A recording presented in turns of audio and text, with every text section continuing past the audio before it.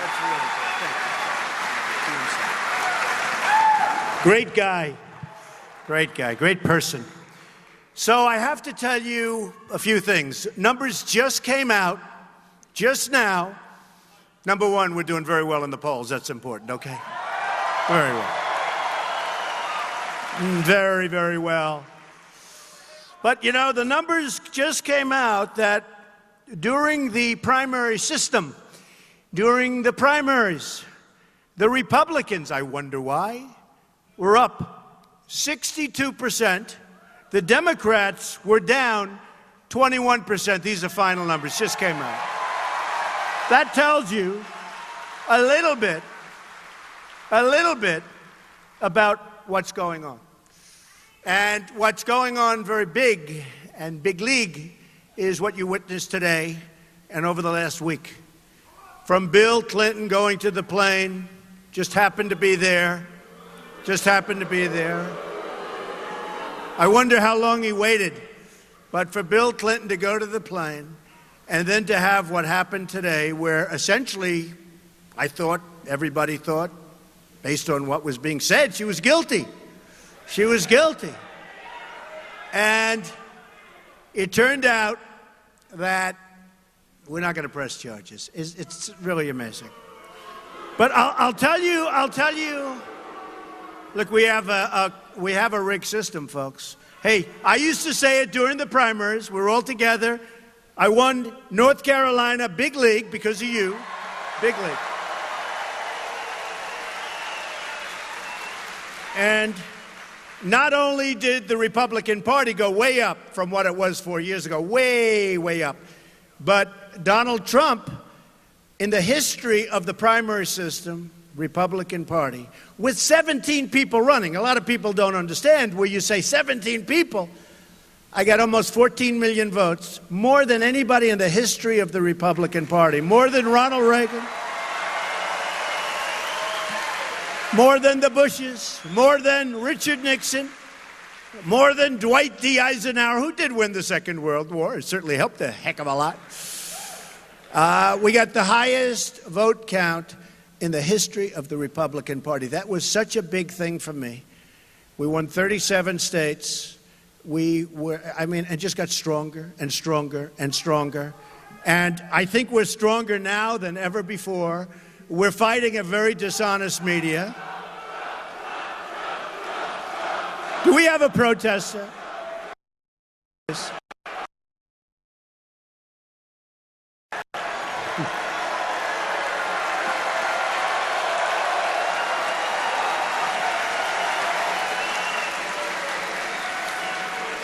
Oh, we love our protesters, don't we? It's the only time I get the cameras to turn. The only time we get those cameras to turn. Look at the size of this place. This is really great. This is really great. Get them out. Get them out. Get them out. All right, thank you.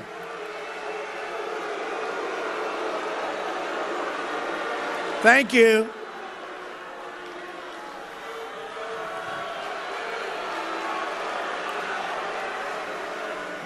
That's all right. Take it easy. Take it easy, folks. You know, if I could speak to these people for a little while, what do we want when you think of it? We want good education. We want a strong military. We want strong borders. We do want the wall. We want to keep our jobs in North Carolina. We want to keep our jobs in North Carolina. I mean, look at what's going on, folks. We're going to build the wall. Don't worry. Who's going to pay for the wall? Who's going to pay? I didn't hear you. Who's going to pay? Better believe it. They're going to pay. They'll be happy to pay. If the right person asks them, they're going to be happy to pay. No problem. If the wrong person, like crooked Hillary Clinton, asks them, they're not going to pay. But she's never going to ask. She's never going to ask. And I'll tell you what. When it comes to trade, and I just companies that have left North Carolina and they've gone down to Mexico, and it's a disgrace what's happening. It is a disgrace what's happening, and we're going to stop it. and it's not going to happen any longer. We're losing our jobs. We're losing our manufacturing. We're going to stop the nonsense that's going on, and it's so easy to stop. We will stop it so fast, your heads will spin. Remember that. Your heads will spin. So we'll talk a little bit about trade later. It's so easy. The trade is so easy, folks. It's so easy. The trade of all of them. We're going to knock the hell out of ISIS. We have, by the way,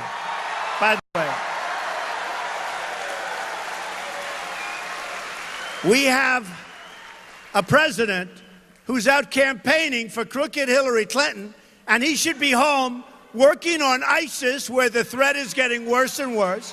He should be working on trade. He should be working on the borders.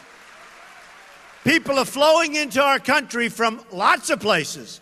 But from Syria, no more. No more. Okay, they're not coming. No more. Where they come from, they have no documentation, they have no paperwork, and who knows? Who knows? But you know what? We can't take any more chances, folks. We can't take any more chances. If you look at crooked Hillary, she wants to increase the immigrants coming in from Syria. Again, they could be ISIS. This could be the all-time great Trojan horse. You know the story of the Trojan horse. This could be the all-time great.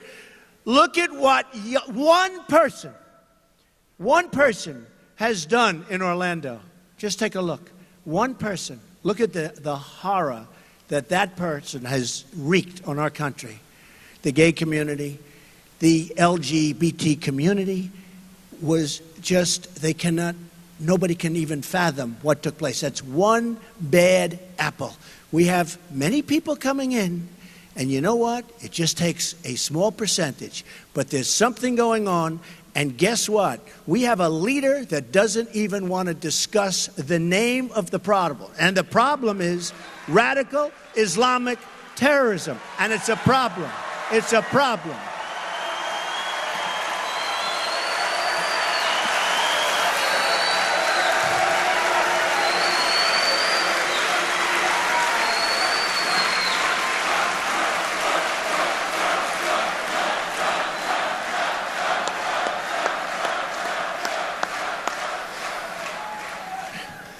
We've got Hillary Clinton, who's ineffective. She'll never be able to do the job.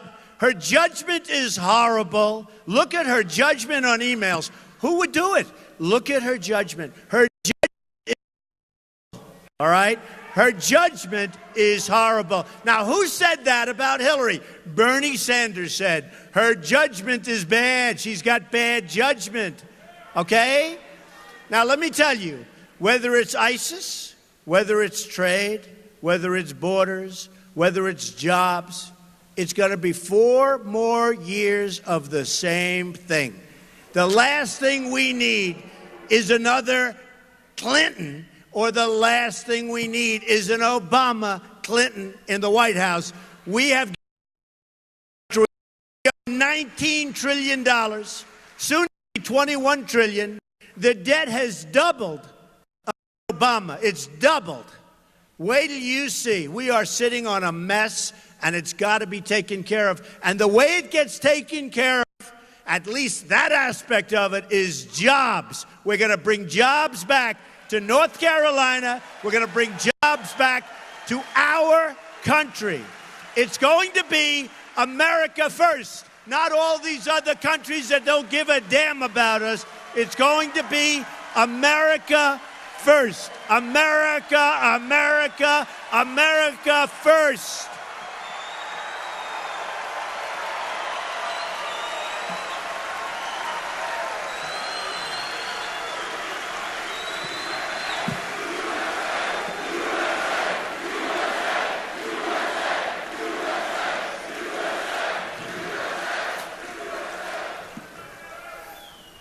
We've got a person in the White House that's having a lot of fun.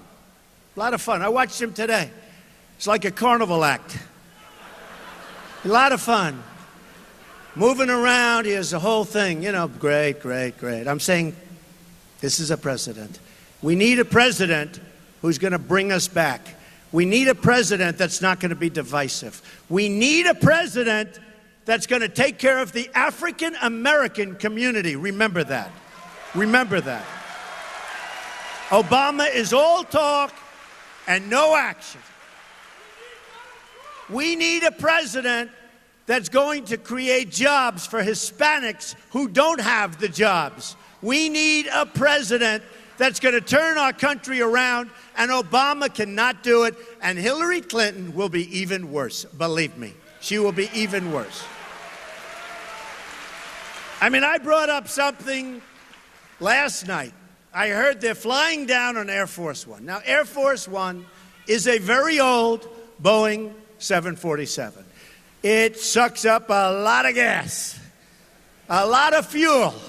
Boy, the fuel bill. You turn on those engines, I can tell you, it's a lot of money. I said, let me ask you a question. Why is she campaigning with the plane of the United States? Why is she campaigning? And why is he allowed to come down, get on that very, very, very expensive plane? You know, he talks about the carbon footprint, okay? He wants to solve the carbon footprint, but he gets on an old Boeing 747 that's spewing stuff into the air. He gets her on the plane, and then they say, we will fight for the environment. We will fight for the carbon footprint. Then he gets back into the Boeing 747, goes back to Washington.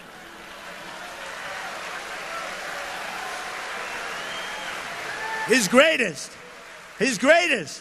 was when he wanted to play golf in Hawaii. So he takes the 747, and by the way, he's played more rounds just about than people that play professionally on the PGA Tour. I mean, this guy. And he gets on this plane, flies to Hawaii. He's there for a long time. Golf, golf, golf, golf, more. Learning how to chip, learning how to hit the drive, learning how to putt. Oh, I want more. Our country's going to hell. ISIS is laughing at us. They're chopping off heads. They're drowning people in steel cages. And he's out there playing golf with just about as long a trip as you can make from Washington. Then after a long extended vacation, he gets back on the plane, flies back, lands, starts talking about the environment. Okay, give me a break, folks. Give me a break. Give me a break. Now, you know, we need unity in the Republican Party. And I have to be honest, I think I win without the unity. But we need unity in the Republican Party. And for the most part, we have unity. We have some pretty good stuff. And we have some great people, like Bob, who just came up, and so many others, so many senators, so many congressmen and women. We have great people. But we need real unity. And the leaders have to get supportive. And if they don't get supportive, we're going to win anyway. Don't worry about it. In fact, probably I do better without the kind of support that we're talking about, because that's where I'm here in the first place. That's why I'm here in the first place. The convention's going to be terrific. We have great speakers. We have fantastic speakers. We have so many people that want to speak. You know, they give us the stuff, oh, they don't have enough. We have so many people that want to speak. I have made so many enemies by saying, I can't let you do it. But we want people that love our country and that want to be there and that love our party. And that love our party. And if they don't love our party, they shouldn't be there. And let me just tell you one little thing, which turns out to be a big, big thing. Defense is always most important, right? We have to defend our country. We're going to have to build up our military again. It's really depleted. It's in bad shape. We're going to build it up. We're going to take care of our vets like you wouldn't believe, because our vets are being mistreated horribly, horribly. Our greatest people. And we have a plan that's received universal, fantastic reviews. And I'm the only one. You know, I made a speech up in a great part of the world, okay? I won't even mention where. But I made a speech, and during the speech I said, let's raise some money for the vets. We ended up raising $5.6 million for vets. I gave $1 million, and we ended up, I could have just made a speech and left. And the press comes down. Well, he should have given here, he should have given it faster, we have to vet the vets. You know that, right? They're groups, who knows? We have to check them out. But anyway, we raised $5.6 million for the vets. I am so proud of it. I love the vets. I have received more accolades from the groups. We're sending groups that never had money, 100,000, 200,000, in one case 1.1 million, in another case 250, 75,000, 50,000, all of these groups, I don't know, 30-something groups. It was so beautiful to see. You, all of us, we have received accolades. And I say all of us because this is a movement, folks. This is not like a normal situation. Look at this room. Look at the size of this room. And there are thousands of people, and I got wiped out getting off the plane. It was raining and windy, and I want to tell you, it's actually beautiful. Beautiful. And now you know it's my hair, because any hair that could withstand that wind. The pilot, it is my hair. The pilot said, sir, I'd wait about 10 to 20 minutes before you get out of the plane. I said, why is it 35, 40 mile an hour gusts, raining? I said, no, we're not going to keep these people waiting. We're going to come out. We're going to get out. We're going to talk. We're going to make America great again. And I'll tell you, I'm so proud of what's taken place. So we really did that and so many other things because it is a movement. It's a movement like nobody's ever seen before. I mean, they actually say, I watched Bill O'Reilly, said it's the single greatest political, good man. I'm on tonight, but you guys are here, so you're not going to see it, but you'll watch it later. I'm on tonight. I did a phoner. It's always good when they take you by phone. That means you're hot. You know, if you can do it by phone, when you start getting asked, I say, I'm sorry, I won't be able to do it. I'm on a plane. I'm going to North Carolina. How about by phone? They don't do phones, right? You ever see anybody call into Bill O'Reilly? I never saw it. We do phoners to meet the press. We do phoners to face the nation. This week, it's so much easier, folks. You sit home. Hi, how you doing? How's everything going? How's the world? How's the world? But it is a movement that we have going on. People have never seen anything like it. Pundits that hate me, of which there are many. Look, we've made them look pretty bad. Don't forget this. Most of them said he's not going to run. Then they said, if he runs, well, he won't do good. He's going to have fun. He's going to leave in July. I mean, I only announced on June 16th. Give me a little credit, right? He's going to have fun. He's going to get some kicks. He's going to build his brand. This is what I need more. Let more people know who I am, right? In the meantime, I got killed. I mean, you know, I lost the shirts because Macy's was so disloyal. I lost the ties because Macy's didn't like what I was saying about illegal immigration. Okay, can you believe it? I mean, it's not like the most profitable thing I've ever done doing this. I don't care. It doesn't matter to me. It's nice when you don't have to care. But I don't care. What I care about is making America great again. That's much more important. It's much more important. But I've lost, I mean, if you think about it, The Apprentice, I mean, not small stuff. It's a big show. They came to me, they said, we want to renew 2 more seasons. We want to renew you, and we'll pay you anything. And it's a lot of money in that stuff when you have a hit show. I've done 14 seasons of The Apprentice. I said to the head person at Comcast, a great guy, Steve Burke, I said, Steve, I'm going to run for president. No, you're not. You got to do The Apprentice. I said, no, I'm going to run for president. You can't do both. You're not allowed equal time. It's called equal time laws. I said, Steve, I'm going to run for president. At least I'm pretty sure, because that was 3 months before. Because I want to tell you, it takes guts to do what we're all doing. But it takes guts to do what I'm doing. Believe me, it takes guts. Not easy. You get hit by dishonesty, and not all reporters are bad. Some are terrific. Some are honest and honorable and good and professional. But a lot of them are terrible. You get hit from 15 different directions on stuff that's very unfair to be hit with. You get hit in so many different ways. And it started off with 17 people, and then it gets down to 1. They made the right choice. Am I doing a good job, by the way? Am I doing a good job? Because I'm a messenger. You know, essentially, I'm your messenger. The message is simple. We're going to take our country back. We're going to have everybody included, folks. We want to include everybody. We want to help African American youth. We want to help African Americans. We want to help Hispanics, Latinos. We want to help everybody. We've got to help everybody. We've got to bring our country together. We've got to bring our country together. So important. When you look at what's going on, and then you look at what's going on with ISIS, where they're blowing up airplanes, where they're doing things that are just inconceivable, that hasn't happened to medieval times. I mean, we studied history, and we loved history. I loved history. Chopping off heads, that's medieval times. Today, it's like a common occurrence. And these are animals. These are animals that have to be stopped. And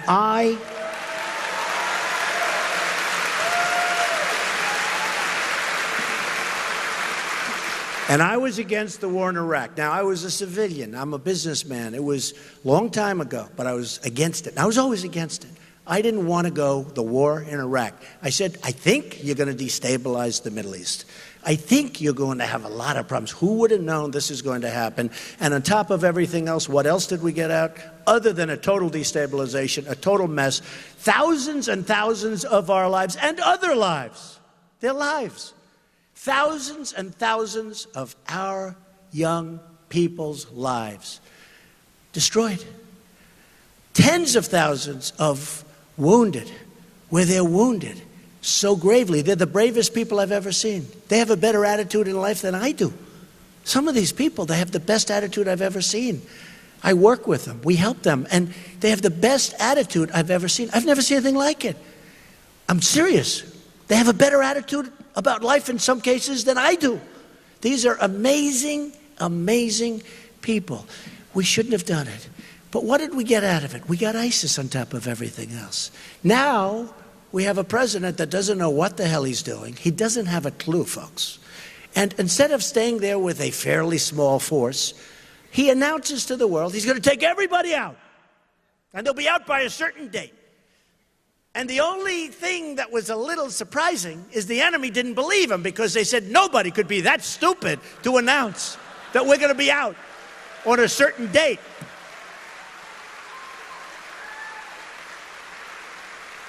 And then that date came and we were gone.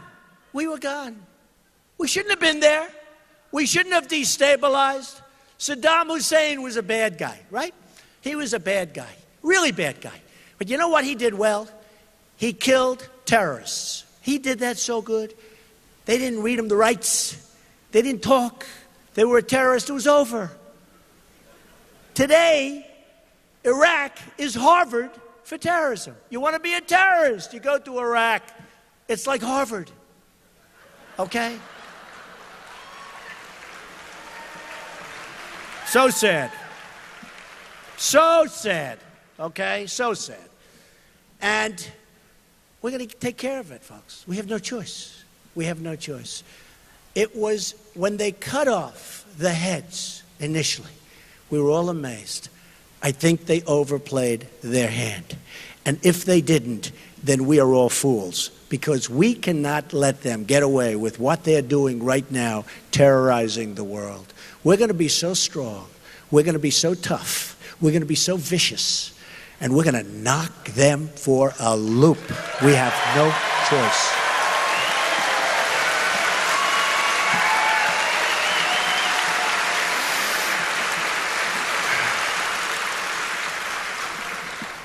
So I wrote some notes coming in the plane because I was watching this tragedy that took place today and over the last few days. It's a tragedy because we're a country of law. We're a country of order. Other people have been so badly hurt by doing things so much less than crooked Hillary Clinton. So much less. Right? So much less. I mean, you look at so many people have suffered so gravely for doing so much less. Now, does that mean that we expunge their record? Does that mean that we say, all of you people that have been so guilty for so many years, we can no longer accept that as a ruling because what we've done for her, and she was so much worse than anybody that we're talking about, does that mean that we have to exonerate everybody? We have to take back the punishment that we gave them because we have a country that's supposed to be fair. And when you hear what was said by the FBI director today, and you listen to what he said, and in the middle of it, he was talking about so many different things. He talked about extremely careless. She was extremely careless. That's a tremendous word.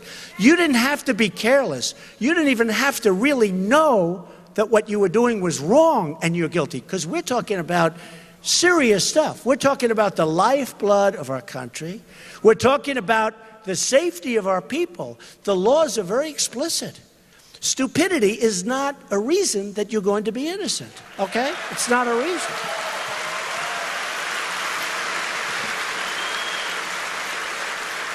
And I don't happen to believe that it was stupidity, okay? But even stupidity is not a reason. And boy, what they've done. So I wrote this out, and I'm going to read some of it to you. And I think it makes sense. And I think it's important for us to understand. Today is the best evidence ever that we've seen that our system is absolutely, totally rigged. It's rigged.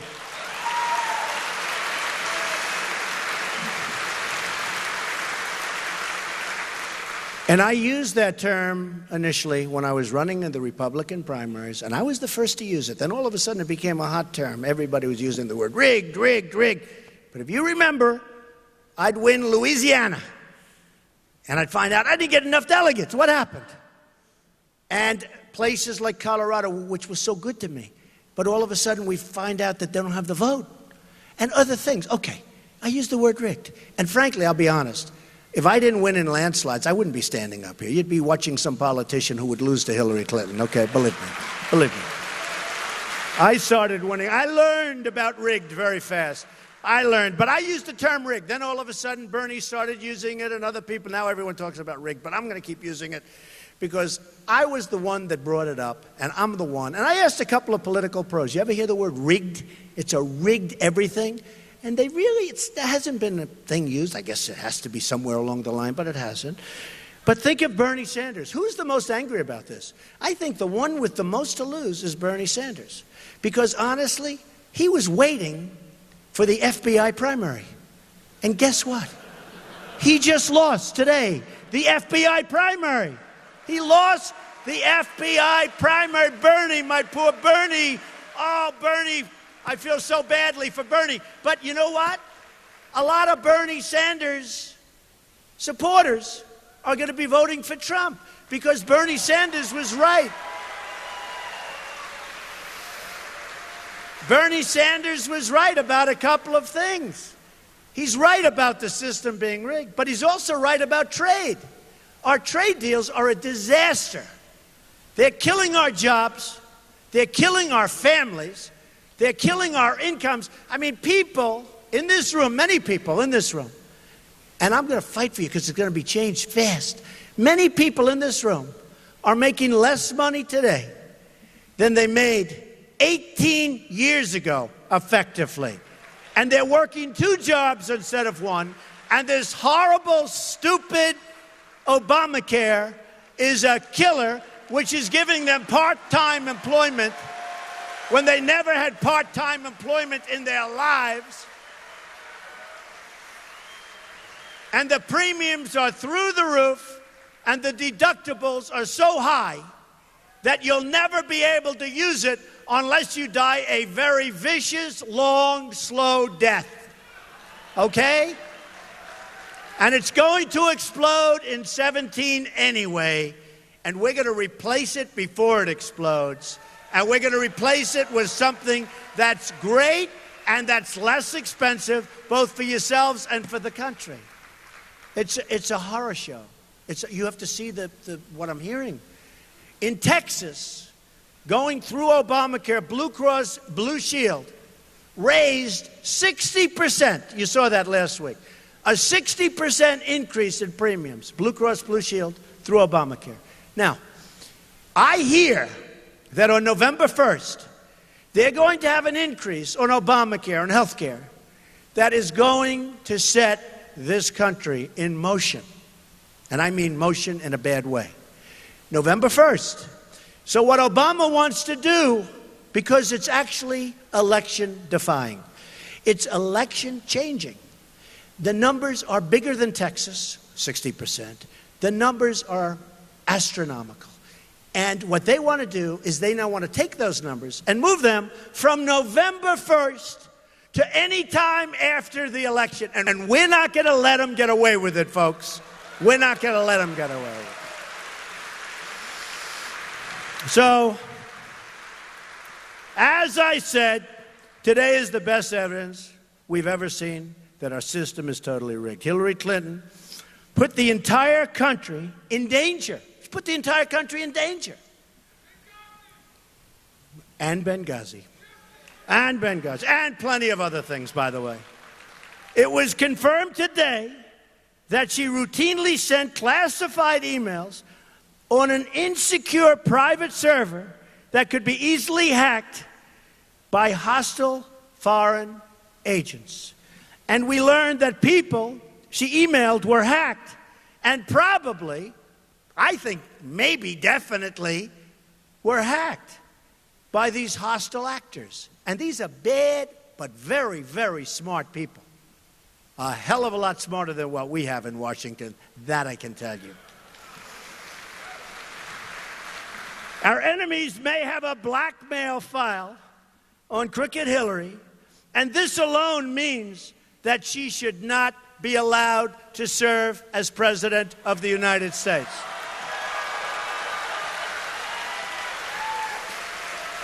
We now know, just wrote this out, we now know that she lied to the country when she said she did not send classified information on her server. She lied. She sent vast amounts of classified information, including information classified as top secret. Top secret. Okay? And this is where they said that she was extremely careless and, frankly, I say, grossly incompetent. She will be such a lousy president, folks. So sad. Okay. The lives of the American people were put at risk by Hillary Clinton so that she could carry on her corrupt financial dealings. That's probably why she didn't want people to see what the hell she was doing. She went to extraordinary lengths to carry out an Enron-style purge of her emails. 33,000 emails are missing, and they say, oh, she's fine, she's fine. 33,000. And I've always been told you can't really get rid of an email. Have you ever heard this? That if we have the real super geniuses that know this stuff, they say you can't get rid of emails. But we didn't use them because they didn't want to use them. They didn't want to use them. So, like a criminal with a guilty conscience, Clinton had her lawyers delete, destroy, and wipe away forever. Except, I still say there are geniuses that can find them. 30,000, think of this, 30,000 emails. This again disqualifies her from service. And just think of it. I mean, how can you have this?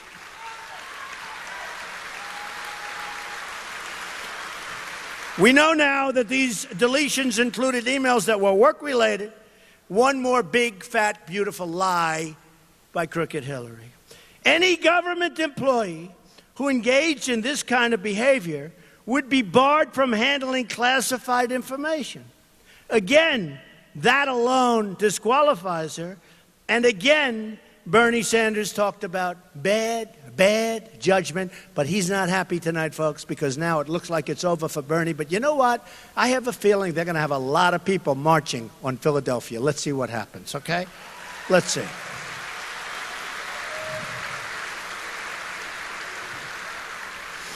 I don't know about you, but I always felt that Hillary Clinton would escape criminal charges for her dangerous and illegal behavior because I always knew and I always see, and it's so sad, that our system is in fact rigged. It's totally rigged, okay? It's corrupt, it's rigged, it's disgraceful. You have a statement made today at 11 o'clock, then you have a big speech by the president flying in on Air Force One with Hillary Clinton a few hours later, even though we have more people here than they do, but we won't say that.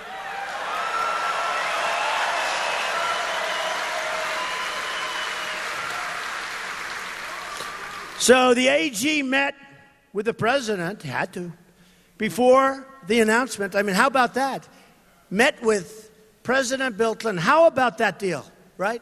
He's waiting around. He's waiting at the airport. Oh, look, the AG's come. Oh, let me go say hello. 39 minutes. I'm going to talk about the grandkids. He's got 2.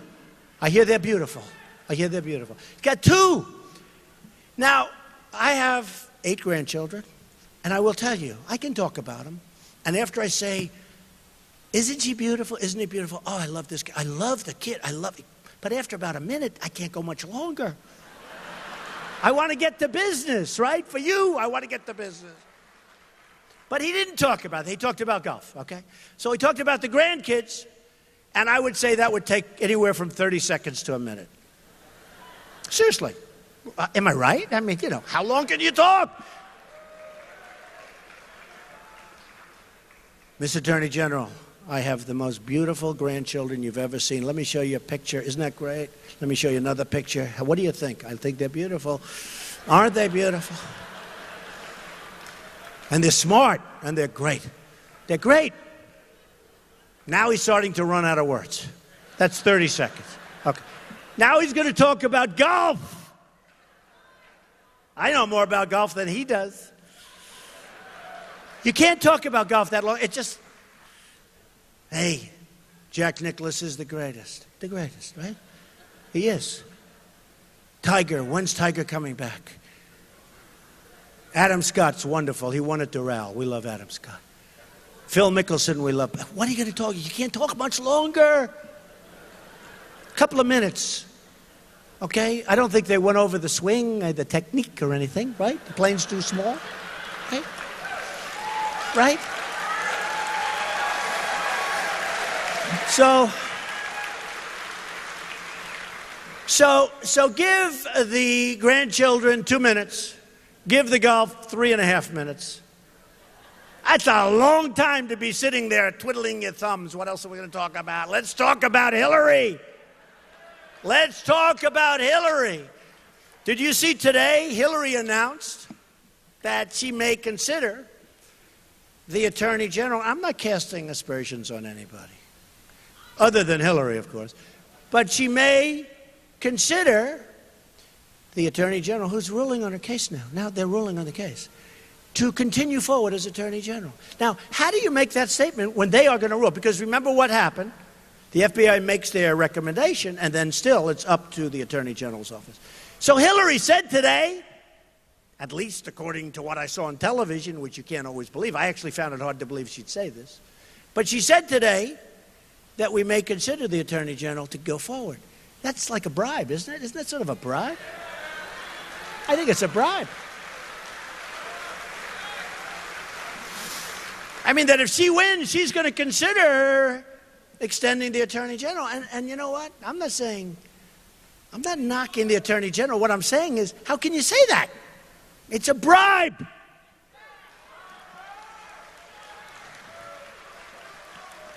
I mean, the Attorney General sitting there saying, if I get Hillary off the hook, I'm going to have 4 more years or 8 more years.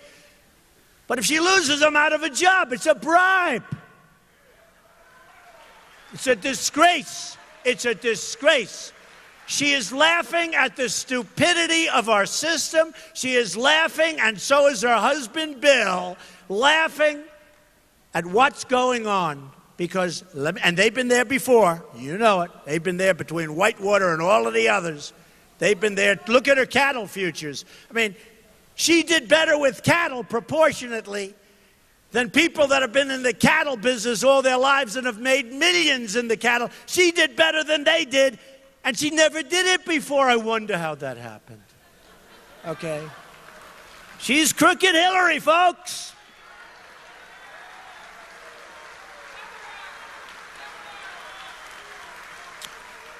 And now with all of that going on, you have Obama campaigning. And he's campaigning, and this was set up a long time ago, and he knew that the FBI was going to do this because it would have been very uncomfortable for him to campaign with her, actually, if they didn't take a pass on Crooked Hillary. So they take a pass. They announce they're not going to press charges. Lo and behold, a few hours later, let's have a press conference. Let's do a speech together.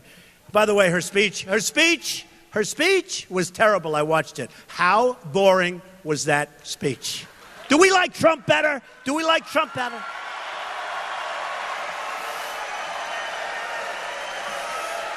Now, let me just tell you, because the word temperament comes in. She says, he's got a very strong temperament. I got to tell you the truth. Chopping off heads, losing thousands and thousands and thousands of people to these savage animals, right? We need somebody with a tough temperament. It's time. It's time. And I'll tell you, whether it's on trade, whether it's on military, whether it's at the border, the last person these other countries want to see as president of the United States, because I'm going to be fighting for you, not fighting for them. I'm going to be fighting for you, is Donald J. Trump, the last person.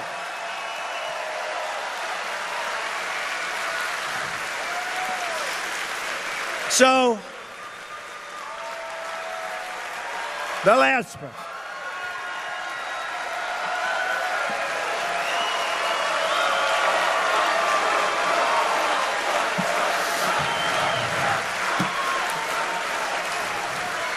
So a very amazing and prestigious man, I won't use his name, but some people will know who I'm talking about.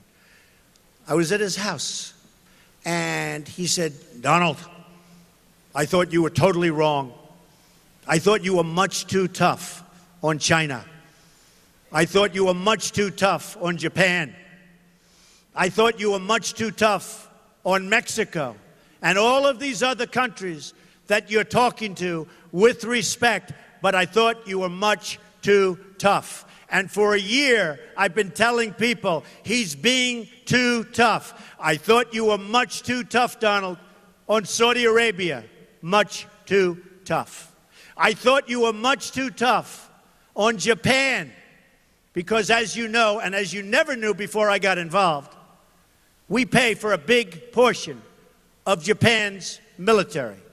And I want them to help us out. This isn't 40 years ago. This isn't 30 years ago. They're sending cars to us by the millions. And believe me, we don't need more Iran deals done by incompetent people. We need smart people. We need great negotiators. And believe me, I'll head it up. And I know what I'm doing. But we have the greatest negotiators in the world. And we don't use them. We use political hacks. So we take care of Japan. And we take care of Germany. And we take care of lots of places. South Korea. We have 28,000 soldiers on the line between North and South Korea.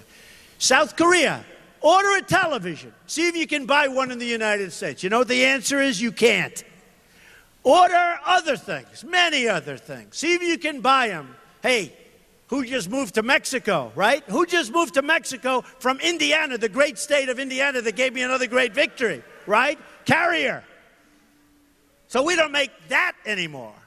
So Carrier's moving. By the way, I would tell the people at Carrier, love you people. Every time you make an air conditioning unit and enjoy your beautiful factory, you're going to send it through that border, which is now a very strong and secure border, and you're going to pay 35% tax. And you know what? They're not leaving. They're not leaving, folks. They're not going to leave. Now, Hillary Clinton won't say that. And I'll tell you, the press doesn't treat it right. One person actually at the New York Times David Sanger treated it right, along with Maggie. They wrote a story that was pretty accurate, about 82%. But I mention this all the time, and the press will go, Donald Trump wants Japan to go nuclear. I didn't say that. You have to be prepared always in a deal to walk. For instance, with the horrible deal we made with Iran, the horrible deal, the incompetent deal, Kerry should have picked up and walked a couple of times. He should have walked when they said they won't give back our hostages until the deal is over. He should have walked. And then he should have walked, doubled up the sanctions, and by the time they landed back in the United States, they could have turned the plane around, you would have had those hostages back instead of waiting for years.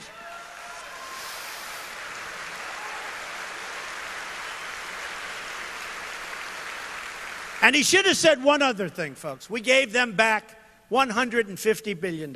I would have said it differently. I would have said, you know, my father used to say, son, you're too tough. Take the lumps out, soft, nice and easy. My father was great. Good salesman, good builder. He loved to build houses. He was a good builder. I learned so much from him. And he was a great guy, a lovely guy. I loved my father. But he used to say, son, you're too tough. Take the lumps out. So in the old days, I would have said, we're not giving you the $150 billion. And they would have been angry and we would have had lots of problems, right? I wouldn't say it that way anymore. My father taught me too well. I would have said, fellas, and it is all fellas, I hate to say. They haven't figured out that the women are smarter than the men yet, okay? They will. They will. It'll take about 150 to 200 more years, but they're going to figure it out, okay? Then we're really in trouble. Can you imagine? Because the Persians are great negotiators, and they totally out-negotiated. So I would have said, fellas, do me a favor, we have a problem. We have a bad budget that was just passed, the omnibus budget, disaster. We're going up to $21 trillion in debt. We don't have the money. I'm sorry. I apologize. I won't be able to pull it off. I'm not going to be able to give you the $150 billion back. I can't do it. I want to do it. I want to do it so badly. And you're right. You should get it. You should get it. Oh, you're right. But we don't have the money. I'm sorry. And they'll go crazy. And then we leave. And we say, to hell with them, double up the sanctions again. And they'll say, we'll drop the $150 billion. We have rank amateurs dealing for us. I have the greatest businessmen in the world, Carl Icahn, many, endorsing me. We're going to bring so much back. We have right now, I say it's $5 trillion. The government says $2.5 trillion, but it's a lot. In other places, in other areas across the seas that we want to bring back. My tax plan, which cuts taxes for everybody, by the way, including business and middle class in particular. It cuts taxes. We're going to bring all that money back, and that money is going to be spent in the United States. Right now, they can't get the money back. So you have corporate inversions. You have companies leaving the United States to get their money. They can't get their money back. It's impossible bureaucratically, and the taxes are so ridiculous that only a person that's really, really, really dumb would say, send it back. So they leave the money over there, and they take the company, they move the company to the money. You ever hear that one before? And it's happening all over the place. Take a look at what's going on. And it's going to end. It's going to end. We're one of the highest taxed nations in the world. We're cutting the hell out of taxes. We're cutting the hell out of these ridiculous regulations which are destroying our businesses. Destroying our businesses. And we're going to do a job. Okay. So, just to finish, because I'm so proud of what I wrote, I have to read it, right? I love it. I actually love writing. People don't realize, you know how many #1 bestsellers I've had? And The Art of the Deal. I actually know how to write. I love reading this stuff. I love it. The question really has to be asked is this: what is Hillary Clinton's motive?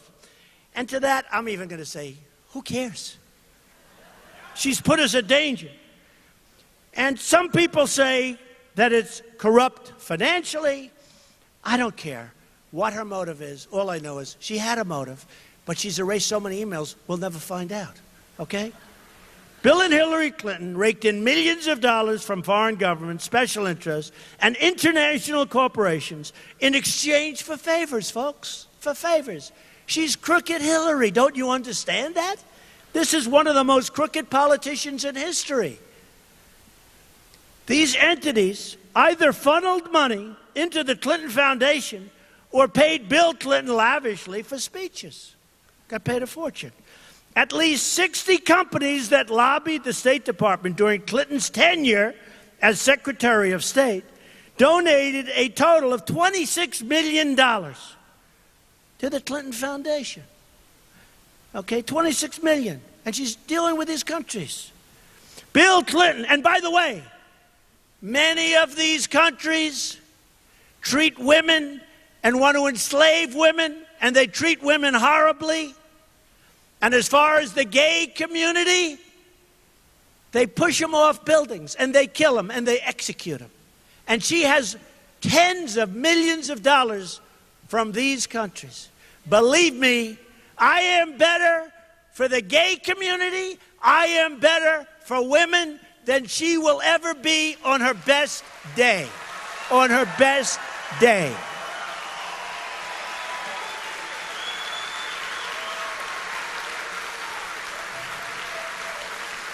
Bill Clinton was paid a fortune to deliver a speech in Moscow, Russia, while Hillary Clinton was in charge of the Russian reset, another disaster. Bill Clinton was paid money by the Chinese government, a lot, and its supporters, while Hillary handled China policy. And during this time, China was stealing hundreds of billions of dollars in United States intellectual property. Okay, folks? We could go on forever. ABC News said President Clinton accepted speaking fees from numerous companies and individuals with interests pending before Hillary Clinton's State Department. Oh, that's nice. That's nice. International Business Times said governments and corporations involved in the arms deals approved by Clinton State Departments have delivered, listen to this, have delivered, her State Department, she's approving deals, have delivered between $54 and $141 million to the Clinton Foundation. $141 million. Are we, what's going on here? To the Clinton Foundation, as well as hundreds of thousands of dollars in payments to the Clinton family. Then, when Hillary left the State Department, she was paid $21.6 million for speeches delivered in less than 2 years. That's not bad, $21 million for making speeches. And she's a boring speaker. She's terrible. Think what I could make. Oh, man, what I make. She's a terrible speaker. She got $21.6 million for speeches. And she refuses, because Bernie Sanders knows this better than anybody, she refuses to give up the text of the speeches. I don't know what's in there. Hey, I don't care if she gives it up, because I understand her. And I understand many of the people that are her supporters. And by the way, many of them are friends of mine. And they're going to own her, folks. They're going to own her. Don't forget, I used to be on the other side of the equation. I used to be establishment. Then on June 16th, I ran. And everyone said, oh, he's no longer establishment. He's not supposed to be running. He doesn't need our money. That's terrible. And I put up $55 million approximately in the primaries and won, big league, and then, and I'm putting up money now, but I'm raising a lot of money for the party, and it's good, it's really good. We're going to win this thing. We're going to take this country back from these thieves and these crooks and these horrible presidents, these phony presidents. And I mean it when I say, when Obama can take all of this time off, when you have bombings all over the place and you have ISIS as an example, and all of the bad deals, when he can take that kind of time off to spend it with Hillary Clinton, with the seal of the president in front as she stands there. She doesn't look presidential to me, folks, I can tell you that. She doesn't look presidential to me. Hillary also had reason to hide her foreign policy disasters and the decisions that went into them. Her push for regime change in Libya, Egypt, and Syria has been a total and complete disaster. Her Iraq policy has been catastrophic. She's unleashed ISIS across the Middle East with her bad decisions and her bad judgment. And she's going to do nothing about it because she's a weak person. She doesn't have the strength and she doesn't have the temperament, believe me. Just going to be more of the same, folks, more of the same. In 2009, before she took office, Libya was cooperating, Syria was under control, Iraq was seeing a reduction in violence, and Iran was being choked, absolutely choked, financially. They were dying. Now, after she left, ISIS controls huge portions of Iraq. Syria and Libya committing unspeakable, inhuman atrocities and trying to launch attacks against the West. Iran, meanwhile, has been placed on the path to nuclear weapons, has become a true power. They become a true power in the Middle East and beyond. What, they weren't a power. We gave them power with that horrible, horrible deal. So Hillary Clinton's policies have spread ISIS and made Iran the dominant Islamic power in the Middle East. Hillary Clinton can't keep her emails safe. And you know what, folks? She sure as hell can't keep our country safe. Can't do it. Can't do it.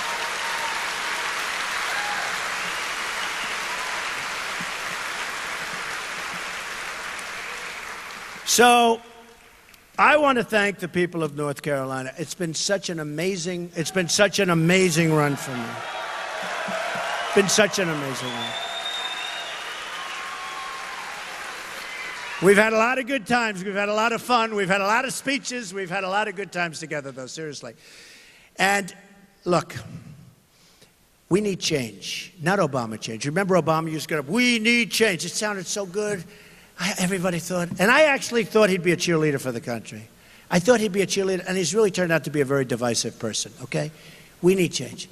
And I hate to use the term, but we really do need change. We need fresh, tough, bold ideas. We need people that know what they're doing. We need people that aren't worried about political correctness. We can't use that term. We can't use that term.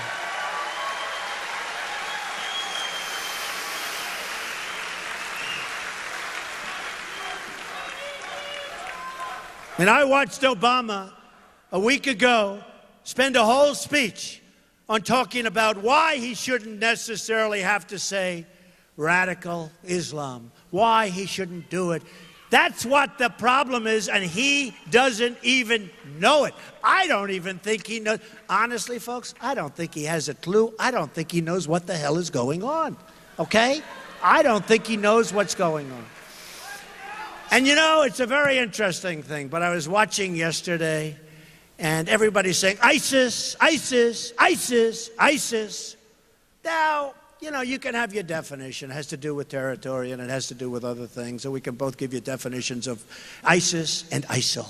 But do you ever notice people say ISIS, except him, he says ISIL, ISIL. He goes, and ISIL is being driven back, and ISIL is the JV. Remember that, the JV? Man, if that's the JV, I sure as hell don't want to see the varsity, right? Don't worry. Don't worry.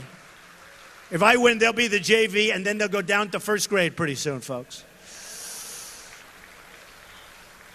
But he says ISIL, and you know, it's almost like he does it to make people upset. I've had so many people say, why doesn't he just say ISIS? Forgetting about definitions. And actually, some friends of mine that are very, very good on the subject say ISIS is actually more accurate. But who knows? But everybody says ISIS. Say ISIS. It'll be so nice, right? Right? Don't say ISIL. And ISIL will be driven back. You know, it's always, ISIL will be driven back. In the meantime, it's a disaster. It's totally a disaster. Remember this, and I said it before. Our military is depleted at a time when probably in the history of this country, we need strong military. We are going to win North Carolina.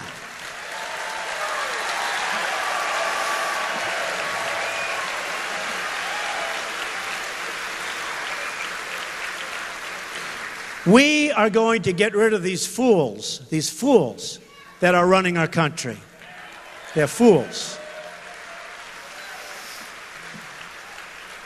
We are not going to go 4 more years that even the FBI today talks so horribly about this person, to a point where you said, how can you possibly say no charges? What they said and what he said today was so bad. So here's what we're going to do. We're going to start winning again. We're going to win so much. You're going to be so sick of winning, folks. Oh, you're going to be so angry at me. You're going to be so angry at me. You're going to have your lieutenant governors here. You're going to have your head of the Supreme Court who's here. These are great people with great, where are they? Are they around here someplace? They're here. Stand up. Come on, stand up. Beautiful. These are great people with great reputations. I will tell you, outside of North Carolina, they have great reputations, okay? And you're lucky to have them. But here's what we're going to do. We're going to start winning again. We're going to win at every level. We're going to win with our military. We're going to take care of our vets, and we're going to really take care of our vets. And it's not even a question of money. It's a question of competence. We're spending so much money, and it's corrupt. It's a corrupt enterprise. The Veterans Administration, you look at what's going on in Arizona with the VA. It's a corrupt enterprise. So we're going to start winning. We're going to win on the Second Amendment. We're not going to let people take our guns away.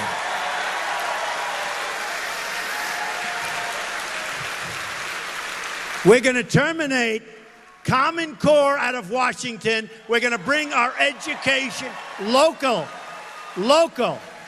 so we can have our local people who love our children and who really understand our children, give them the kind of education that we want.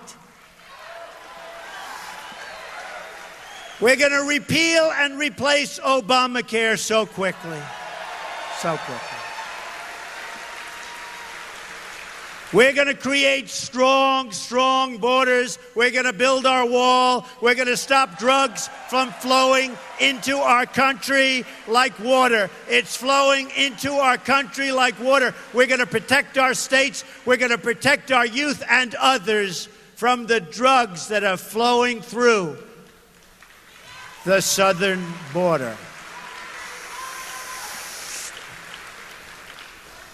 We are going to make the greatest trade deals anyone's ever made. We're going to bring our jobs back. We're going to bring manufacturing back. We're going to be selling things to other countries.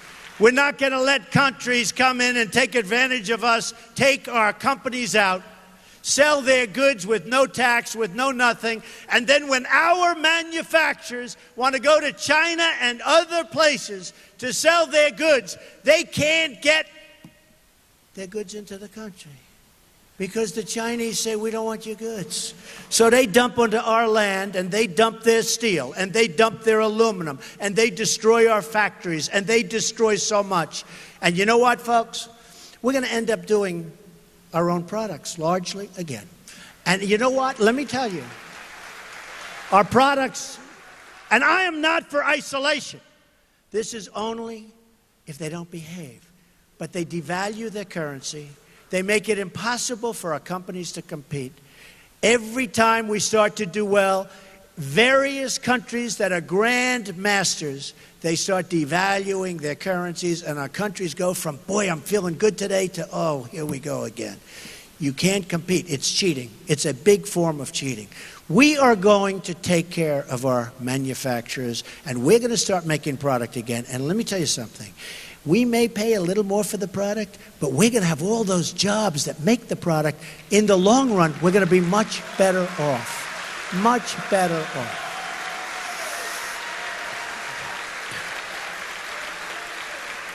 And a lot of that will come back. And again, no isolation. We're going to have fair trade. We're going to have free trade. One of these people sitting right up there asked me the other day, what do you do? Do you call it fair trade? Do you call it free trade? It's all good. I can give you 10 different names for trade. Here's what I call it. We're going to make great deals for our country. I don't care if it's fair, if it's free. I don't give a damn what it is. We're going to make great deals for our country. Okay? We're not going to let happen what's been happening. So, folks, We're going to start winning again. We're going to win so much. You're going to be so sick of me. You're going to have the justice call me. You're going to have the lieutenant governor and the governor call me and say, Mr. President, the people of North Carolina are sick and tired of winning. You're winning too much. They're really starting to dislike you, Mr. President. And I'm going to tell the justice, and I'm going to tell the governor and the lieutenant governor, I'm sorry, we got to keep winning because we're going to make America great again. I love you, North Carolina. Thank you very much. Thank you. Thank you. Thank you very much, everybody. Thank you.